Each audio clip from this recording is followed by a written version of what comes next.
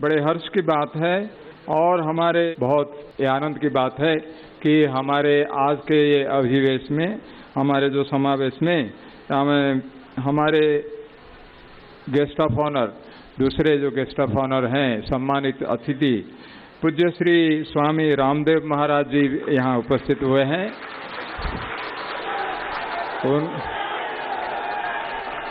पूज्य श्री स्वामी रामदेव जी महाराज जी आप सबसे विशेष परिचित हैं, तो इसलिए हमारा परम सौभाग्य है आज उपस्थित हैं और हम उनसे विनम्र निवेदन करते हैं कि उनका वो प्रवचन प्रदान करने की। मु सर्वप्रथमे महाप्रभु जगन्नाथ प्रभु बलभद्र एवं सुभद्रांक श्री चरणरे प्रणाम करूची।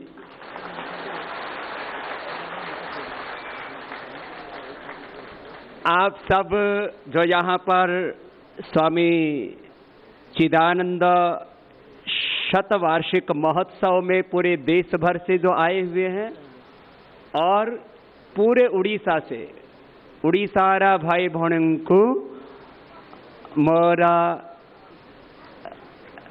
हृदय रू अत्यंत प्रणाम। हमको ओडिया आता तो है। ओडिया क्या है? उठंतु, आसंतु, गच्छंतु, खांतु, जानतु, पठंतु। अब ये संस्कृत और ओडिया मिला जुला है और मुझे ऐसा लगता है संस्कृत के आधुनिक जो भारतीय भाषाएं हैं उनमें संस्कृत के अत्यंत नजदीक कोई भाषा है तो ओडिया भाषा है। आज कितना बड़ा गौरव है इस शताब्दी के एक महापुरुष को, इस शताब्दी के एक महापुरुष को गौरव देने के लिए इस सदी के एक महापुरुष हमारे जगत गुरु शंकराचार्य जी महाराज यहां पर विराजमान।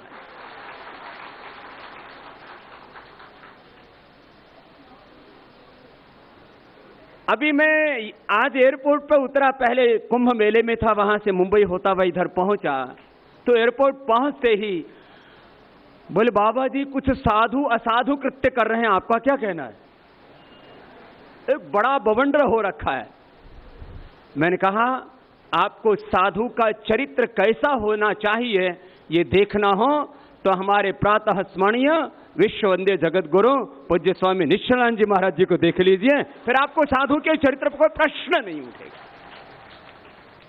आपको साधु का चरित्र कैसा होता है ये देखना हो तो हमारे इस जगत के, आधुनिक जगत के, इस शताब्दी के महापुरुष पूज्य स्वामी चिदानंद जी महाराज जी का जैसा चरित्र था वैसा चरित्र साधु का होना चाहिए।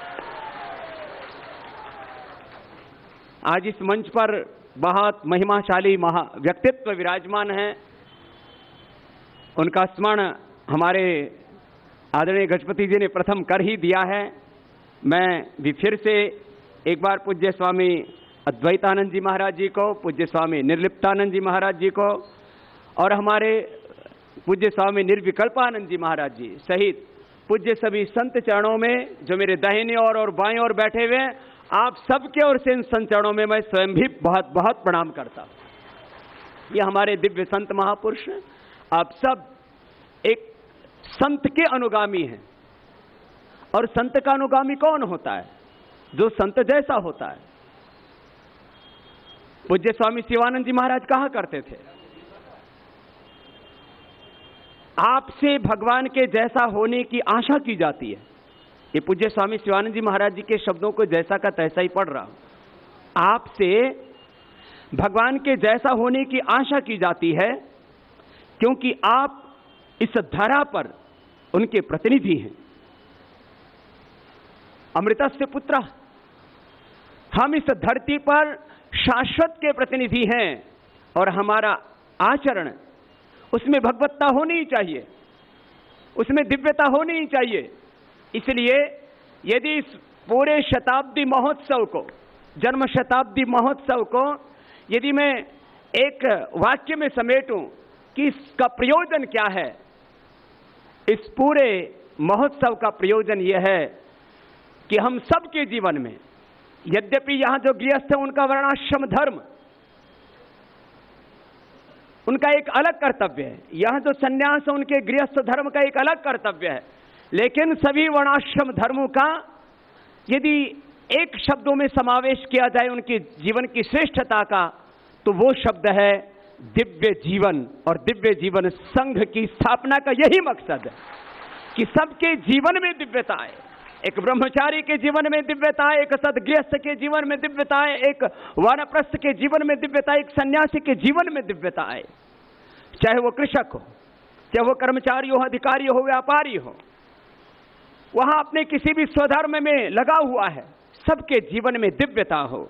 और इस दिव्यता को देखना चाहते थे पूज्य स्वामी शिवानंद सरस्वती जी महाराज, और उसी दिव्यता को विस्तार दिया अपने पूरे जीवन के कालखंड में पूज्य स्वामी चिदानंद सरस्वती जी महाराज ने। मैंने तो लगभग 25 वर्ष पहले उस महापुरुष का दर्शन किया, और मैं अपने आप को बहुत अनुग्रहित महसूस करता हूं कि मैंने अनेक बार उनके आशीष गंगोत्री में प्राप्त किए जब वो वहां पर जाया करते। किसी महापुरुष का अपनी इन भौतिक स्थूल आंखों से दर्शन करना अपने आप में बहुत बड़ा सौभाग्य होता है, क्योंकि महापुरुष का दर्शन, उनकी उपस्थिति मात्र ही हमारे लिए बहुत बड़ी प्रेरणा होती है। और पूज्य स्वामी चिदानंद जी महाराज एक स्थित प्रज्ञ साधु थे। स्थित प्रज्ञ कौन होता है? स्थित प्रज्ञस्य का भाषा समाधिस्थस्य केशव, स्थितधीहि किम प्रभाषेत किम आसीत व्रजेत किम, प्रजाहात यदा कामान सर्वान पार्थ मनोगतान आत्मन्यवात्मना तुष्टः स्थित प्रज्ञस्तदोच्यते। गीता में जो स्थित प्रज्ञ की परिभाषा दी है, उस परिभाषा को, उस दर्शन को, उस सिद्धांत को पूज्य स्वामी चिदानंद जी महाराज जिया करते थे। ऐसे वो एक ऊंचे महापुरुष थे, एक दिव्य महापुरुष थे, एक महामानव थे, अति मानस चेतना युक्त एक वो दिव्यात्मा थे, स्थित प्रज्ञ। और हम सबको भी स्थित प्रज्ञ होना है। इतने संवेदनशील, मानव मात्र के लिए प्रेम, मानव मात्र ही नहीं समस्त जीव जगत के प्रति प्रेम, क्योंकि समस्त जीव जगत को भगवान के ऐश्वर्य के रूप में देखना, भगवान की महिमा के रूप में देखना, भगवान के प्रत्यक्ष मूर्त रूप में देखना। यस्य भूमि प्रमांतरिक्षमुतोदरम, यस्य भूमि प्रमांतरिक्षमुतोदरम दिवम यश्चक्रे मूर्धानम तस्मै ज्येष्ठाय ब्रह्मणे नमः। ये द्योलोक भगवान का शिरस्थानीय, अंतरिक्ष लोक भगवान का उदर, ये पैर भगवान का पृथ्वी स्थानीय है। वासुदेव सर्वम, सिया राममय सब जग जानी, ओम सर्वम खलु इदम ब्रह्म ईशावास्यमिदम सर्वम। इस ब्रह्मांड का, इस सृष्टि का, इस समष्टि का जर्रा जर्रा भगवान के द्वारा ओतप्रोत है। हम जहां तक भी देखें हमारी दृष्टि में दिव्यता हो, वासुदेव सर्वम। ऐसी उस हमारी वैदिकी दृष्टि से, आर्य सनातन दृष्टि से इस सृष्टि को देखते थे और इसी भाव चेतना के साथ जीते थे। सब मनुष्य और मनुष्यतर जीव जगत के प्रति भगवत्ता का भाव, और साधना करते करते सबकी सेवा करने की दिव्य भावना, और सब अनंत के ओर बहें, सब भगवान के पथ पर चले, सब अपने जीवन का अभ्युदय सिद्ध करते हुए निश्रेयस के अनुगामी हो, सबके जीवन में उनका पुरुषार्थ सिद्ध हो। अथ त्रिविध दुख अत्यंत निवृत्ति अत्यंत पुरुषार्थ है, और वह पुरुषार्थ यतोभ्युदय निश्रेयस सिद्धि स धर्म। उस पुरुषार्थ को सिद्ध करने के लिए धर्म के मार्ग पर चलते हुए अपने धर्म अर्थ काम मोक्ष को सिद्ध करने के लिए अपने वर्णाश्रम धर्म का सब पालन करें। यहां तीन ही तरह के महापुरुष हैं, एक सदगृहस्थ हैं। तो आपका इस स्वामी चिदानंद शतवार्षिक महोत्सव में आने का प्रयोजन क्या है, और यहां आकर के आपको क्या पाना है? ये आकर के कुछ पाकर के नहीं गए और मात्र हमने महोत्सव की जय जयकार ही की, तो एक अच्छी बात है कि हमारी एक सामूहिक संगठनात्मक अभिव्यक्ति सब यहाँ भाविकों की, सब श्रद्धालुओं की यहाँ पर हो रही है। एक बात गौरव की बात है, लेकिन इससे आगे की बात यह है कि यहाँ पर आकर के कुछ पाकर के जाना है। जहाँ खड़े हैं उससे और ऊर्ध्व उत्क्रमण करना है, ऊर्ध्व आरोहण पाना है। हमें क्रमशः अपने इस दिव्यता के पथ पर आगे बढ़ना है, अपलिफ्ट होना है। सामान्य चेतना से हमें मानवीय चेतना में, मानवीय चेतना से हमें दिव्य चेतना में, अतिमानस चेतना में प्रवेश करना है। और यदि हमारी यात्रा क्रमशः आगे ना बढ़ी और उसमें अवसान आ गया, उसमें विराम आ गया, तो फिर जीवन की सार्थकता पूरी नहीं होगी। इसलिए जितने यहाँ पर सदगृहस्थ हैं वो इस बात के लिए प्रतिबद्ध होकर के जाएं कि हम अपने वर्णाश्रम धर्म का पूरी प्रामाणिकता से पालन करें। वर्णाश्रम धर्म की प्रतिष्ठा के लिए ही हमारे जगत गुरु आदि शंकराचार्य जी महाराज ने एक बहुत बड़ी परंपरा की प्रतिष्ठापना की। और मुझे बहुत गौरव है ये कहते हुए, आदि गुरु शंकराचार्य जी द्वारा प्रतिपादित उस वर्णाश्रम धर्म की प्रतिष्ठा, सत्य सनातन वैदिक धर्म की प्रतिष्ठा और भारत को परम वैभवशाली जगत गुरु बनाने के लिए इस समय भी हमारे शंकराचार्यों में जिनकी बहुत प्रशस्ति, ऐसे हमारे जगत गुरु शंकराचार्य जी श्रद्धेय वंदनीय प्रातः स्मरणीय पूज्य स्वामी निष्ठानंद जी महाराज पूरी दिव्यता के साथ इस अनुष्ठान को आगे बढ़ा रहे हैं। ये सब महापुरुष हैं ही इसके लिए कि सब वर्णाश्रम धर्म का पालन करें। तो सब गृहस्थ भी अपने कर्तव्य के प्रति सजग रहें, एक आदर्श मां बने। एक आदर्श मां वही नहीं होती है जो मात्र एक पुत्र या पुत्री को जन्म दे देती है।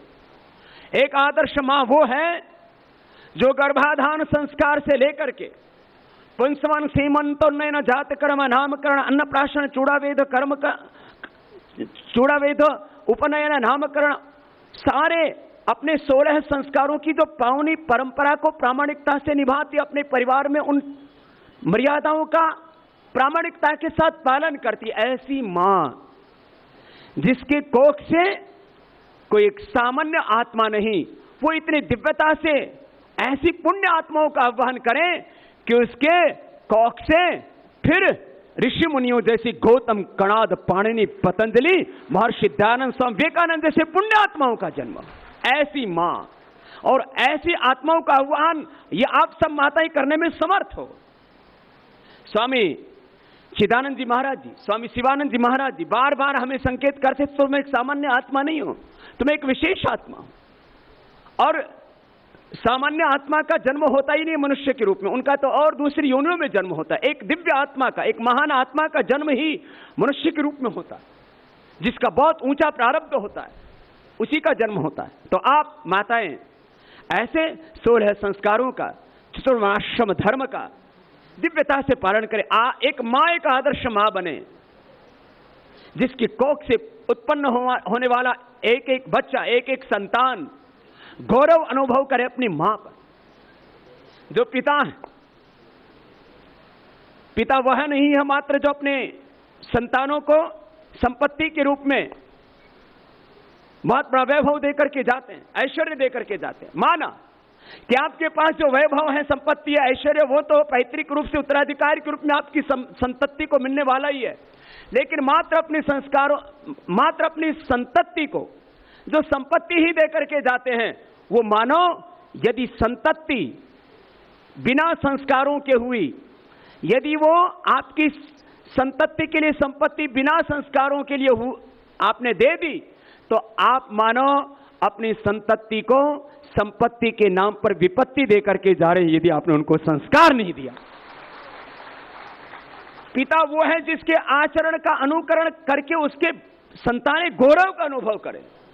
अब पिता यदि शराब पीता है, पिता यदि गुटखा खाता है, पिता यदि नशा करता है, पिता यदि चरित्रहीनता करता है, पिता यदि मिथ्या भाषण करता है, अनाचार करता है, तो क्या उसकी संतानें अपने पिता के ऊपर गौरव अनुभव करेंगे?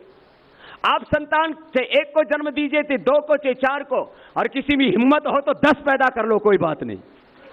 वेद में तो 10 संतानें तक पैदा करने का आदेश है, लेकिन भाई जितनी भी पैदा करो, ऐसी गौरवशाली संतान पैदा करो जिनका यश, जिनकी कीर्ति पूरे ब्रह्मांड में छाए, ऐसी संतान पैदा करो।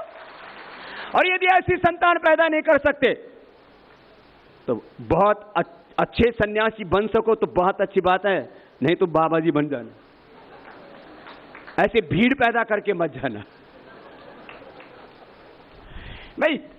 ऐसे थोड़ी कि जिसकी मर्जी आई वही घोड़ी पर चढ़ गया, खुद की घोड़ी खराब हुई पड़ी है, घोड़ी पर चढ़ने का शौक लगा है, जिसको देखो वही गृहस्थ बना जा रहा है। गृहस्थ उसी को होना चाहिए जिसके भीतर प्रबल प्रबल शारीरिक सामर्थ्य हो, अस्मा भवत नस्तन हो, बलम उपास्व, जिसका शरीर वज्र की भांति हो, जिसका मस्तिष्क विवेकवान हो, जिसकी बुद्धि प्रकाशित हो, जो श्रेष्ठ शारीरिक वैभव जिनके पास में, बौद्धिक वैभव जिनके पास में, बात अधिक जिनके पास में भौतिक सामर्थ्य ऐश्वर्य, जिनकी संतानें दरिद्र होकर के जिए, ऐसे ऐसे गृहस्थों से क्या लाभ है। एक मां आदर्श मां बने, एक पिता आदर्श पिता बने, एक संतान आदर्श संतान बने, जो मातृ देवो भव, पितृ देवो भव, आचार्य देवो भव, अतिथि देवो भव, राष्ट्र देवो भव के संकल्प से अनुप्राणित हो, ऐसी संतानें हो हमारी।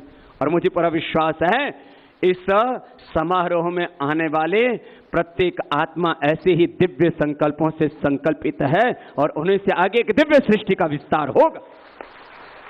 आप सामान्य आत्मा है नहीं, जिसका एक समर्थ गुरु सत्ता ने चयन किया हो, वो सामान्य आत्मा कैसे हो सकती है। अपने भीतर कभी भी आत्मग्लानि का भाव आने नहीं देना। गीता का उपदेश है, क्लेद्य मांस में गमा पार्थ नहीं तो त्वयि उपपद्यते क्षुद्रम हृदय दौर्बल्यम तक्त उत्तिष्ठ परंत। अपने भीतर दीनता, हीनता, दरिद्रता का भाव एक क्षण के लिए भी आना ही नहीं चाहिए। अपने भीतर तो तत्वमसि श्वेत केतो प्रज्ञानम ब्रह्म, अयम आत्मा ब्रह्म शिवोहम शिवोहम अहम ब्रह्मास्मि का भाव प्रतिपल उठते रहना चाहिए और उसी दिव्यता में जीवन को जीना। इसी को पूज्य स्वामी शिवानंद जी महाराज जी की वाक्यों में कह रहा था, हम भगवान के प्रतिनिधि हैं, हम शाश्वत के प्रतिनिधि हैं, हम भगवान की संतानों का जीवन, उसमें भगवत्ता, उसमें दिव्यता होनी चाहिए। दिव्य प्रेरणाओं से हमारी आत्मा सदा प्रकाशित रहे,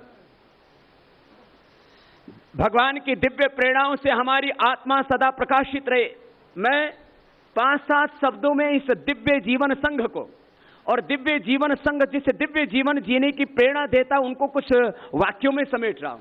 संस्कृत के अधिक शब्दों का प्रयोग ना करके, मंत्र और श्लोकों का, ऋचाओं का उच्चारण न करते हुए आम आदमी की भाषा में, हमारी आत्मा परमात्मा की दिव्य प्रेरणाओं से सदा प्रकाशित रहे। हमारा मस्तिष्क ईश्वरीय दिव्य ध्यान से सदा आलोकित रहे। हमारा हृदय ईश्वरीय दिव्य प्रेरणाओं से सदा प्रेम से, करुणा से, वात्सल्य से भरा हुआ रहे। हम अपने भीतर भगवान की दैवी शक्ति का प्रतिपल अनुभव करते हुए भगवान के यंत्र बनकर के काम करें। जो भी जीवन में सुख मिलता है, सफलता मिलती है, समृद्धि ऐश्वर्य मिलता है, उसका स्रोत हर पल भगवान को अनुभव करें। यदि आप ऐसा जीवन जी रहे हैं तो आप दिव्य जीवन जी रहे हैं और दिव्य जीवन संघ के डिवाइन लाइफ सोसाइटी के आप मेंबर हैं। बस इतनी सी बात है, इतनी सी बात। और आप सब इन दिव्य भावनाओं से अनुप्राणित हैं और इसीलिए अपने सब कार्यों से अधिक इस भागवत कार्य को, इस गुरु कार्य को आपने अधिक प्राथमिकता दी है। आप सबके जो सुदूर प्रांतों से और पूरे उड़ीसा से यहां पर आए हुए हैं, आपके घरों में भी बहुत कार्य है, लेकिन उन सब कार्यों में आपने इस गुरु कार्य को, इस भागवत कार्य को आपने सर्वोच्च प्राथमिकता दी है। हमारे जीवन में जो प्राथमिकताएं होती है, प्रायोरिटीज होती हैं, उसी के आधार पर हमारे जीवन की दिशाएं तय होती हैं। आपने इस भागवत कार्य को, इस गुरु कार्य को प्राथमिकता दी है। और बस एक बार भी हम गुरु की आज्ञा के विरुद्ध ना चले। हम चाहे इसको वेद आज्ञा कहें, शास्त्र आज्ञा कहें, गुरु आज्ञा कहें या ईश्वर आज्ञा कहें, एकम सद्विप्राह बहुधा वदन्ति। सत्य को हम अनेक शब्दों में कह देते हैं, तात्पर्य एक ही है। जो वेद आज्ञा है, जो शास्त्र आज्ञा है, जो ईश्वर आज्ञा, वही गुरु आज्ञा है। इसलिए आध्यात्मिक जीवन में हम गुरु को बहुत ऊंचे स्थान पर रखते हैं, क्योंकि गुरु उस भागवत सत्ता के मूर्त रूप होते हैं हमारे सामने, और जो उनका आदेश है, पूज्य स्वामी चिदानंद जी महाराज गुरु आज्ञा को ब्रह्म आज्ञा कहते थे। और ऐसी दिव्यता, ऐसी दिव्य प्रेरणाओं में आप जीने वाले उससे अनुप्राणित। एक बार भी हम वेद आज्ञाकार, शास्त्र आज्ञाकार, गुरु आज्ञाकार, ईश्वर आज्ञाकार, ईश्वर की आज्ञा क्या, ईश्वर की प्रेरणा हमारे आत्मा में सदा उठती है। कोई भी गलत काम को करने से आत्मा हमें रोकती है। माना कि आपको वेद की ऋचाएं कंठस्थ नहीं, करीब 20,000 वेद की ऋचाएं हैं ऋग यजुर साम अथर्व के रूप में। लगभग 20,000 ऋचाओं का हर पल आपके भीतर उपस्थित होना, स्मरण कर लिया तो भी उसका उपस्थित होना संभव नहीं प्रतीत होता। और वेद, उपनिषद, दर्शन, ब्राह्मण ग्रंथ, स्रोत, स्मार्त और भिन्न भिन्न प्रकार की स्मृतियां, शास्त्र, उन सब का, शास्त्रों की आज्ञाओं का हर समय आपके मानस में उपस्थित रहना, यह भी कदाचित संभव ना हो। गुरु की आज्ञाएं भी कभी विस्मृत हो जाए, लेकिन आत्मा में उस परमात्मा का प्रकाश एक क्षण के लिए भी ओझल नहीं होता है। अंति संतम न जहाति अंति संतम न पश्यति, देवस्य पश्य काव्यम न ममार न जीर्यति। वो भगवान एक क्षण के लिए भी हमसे ओझल नहीं होता है, एक क्षण के लिए भी। हर समय आत्मा में परमात्मा का प्रकाश बना रहता है। दृष्टवा रूपे व्याक्रोत सत्यानृते प्रजापति ही अश्रद्धाम अनृते दधात श्रद्धाम सत्य प्रजापति। भगवान हर समय हमें प्रकाश देता है, गलत काम से हमको रोकता है और अच्छे काम करने में हमें भीतर से उत्साह देता है। बस यही इस जीवन और जगत का सत्य है, और इसी में सर्वम सत्य प्रतिष्ठितम, इसी में सारा सत्य प्रतिष्ठित, और इस सत्य में ही सब कुछ प्रतिष्ठित है। पूज्य महाराज श्री ने अभी मुझे ये नीति निधि नाम की पुस्तक दी, इसमें भी यह महाभारत का जो सत्य है वो ऊपर लिखा हुआ एक जगह, अभी पढ़ रहा था। तो हम आत्मा में उस परमात्मा की आज्ञा जो होती है उसका एक बार भी अनादर ना करें। बस यदि और ज्यादा आपको स्मरण ना रहे तो इस महोत्सव में एक ही बात याद करके चले जाना कि चाहे मेरे सामने पूरी दुनिया की विपत्ति हो, मैं अपनी आत्मा की प्रेरणा से एक क्षण के लिए भी डिगूंगा नहीं। सारी दुनिया की संपत्ति क्यों ना हो, चाहे सारी दुनिया की विपत्ति क्यों ना हो, मैं केवल सत्य के ही मार्ग पर चलूंगा। यही गुरु की आज्ञा है। मैंने गुरुदेव के कई शास्त्र पढ़े हैं, उनके भी लिखी हुई पुस्तकें, उनके प्रवचन, उनके उपदेश भी सुने। मैं उन्हीं को ही इन शब्दों में कह रहा। मैं आपसे बस अंत में यही कहूंगा कि हम बस यही तो भगवान की प्रेरणा हमारे जीवन का पाथेय है। आत्मा में परमात्मा का जो प्रकाश है, आत्मा में परमात्मा की जो प्रेरणा है, आज्ञा है, बस उसको भूलना नहीं, बस उसी के अनुकूल चलना। मैं थोड़ा हिंदी के 2 शब्द गा लेता हूं, क्योंकि ओडिशा के लोग कीर्तन में बड़ा आनंद लेते हैं, तो चलो मेरे साथ गाओ आनंद से। कैसे?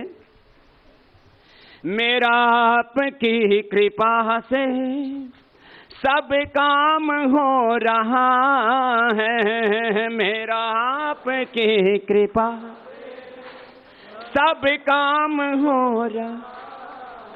अरे सब गाओ, भगवान के अनुग्रह से, गुरु के अनुग्रह से, समर्थ गुरु सत्ता के अनुकंपा से तो सब हो रहा है। गाएंगे सब, मेरा आपकी कृपा से, थोड़ा आवाज बढ़ा दीजिए, सब काम हो रहा, करता है मेरा मालिक, करता है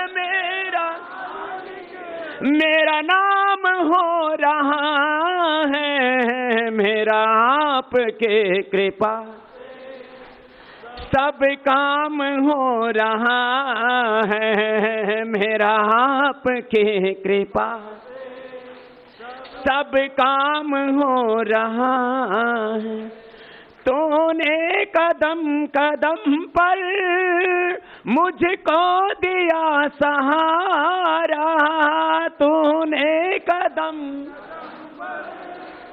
मुझको दिया सहारा, मेरी जिंदगी बदल दी तूने करके एक इशारा मेरी जिंदगी तूने करके एक इशारा एहसान पर ये तेरा एहसान हो रहा है एहसान पर ये तेरा एहसान हो रहा है करता है मेरा मालिक करता है मेरा मालिक मेरा नाम हो रहा है मेरा आपकी कृपा सब काम हो रहा है मेरा आपकी कृपा सब काम हो रहा है। बोलिए सच्चिदानंद भगवान की जय। सत्य सनातन वैदिक धर्म की मर्यादा पुरुषोत्तम श्री रामचंद्र की जय। योगेश्वर भगवान श्री कृष्ण चंद्र की भारत माता की गौ माता की जय। सद्गुरुदेव भगवान की जय। बोले हर हर। तो हम अपनी बात को यहीं पर पूरा करते हैं क्योंकि अभी दो दिन हम आपके बीच यहीं रहने वाले हैं। कल सुबह 5 बजे से यहाँ प्रार्थना होगी। हम 5 बजे का मतलब 5 मिनट पहले आ जाते हैं। हम राइट टाइम का मतलब बिफोर टाइम समझते हैं।